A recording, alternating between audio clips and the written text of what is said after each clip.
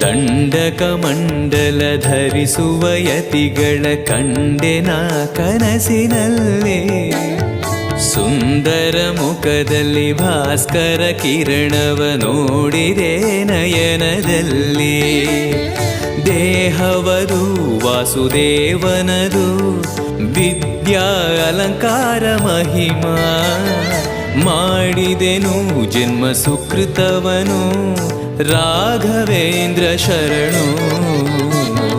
ಪೂಜ್ಯಾಯ ರಾಘವೇಂದ್ರಾಯ ಸತ್ಯಧರ್ಮರತಾಯ ಚ ಭಜತಾಂ ಕಲ್ಪವೃಕ್ಷಾಯ ನಮತಾಂ ಕಾಮಧೇನವೇ.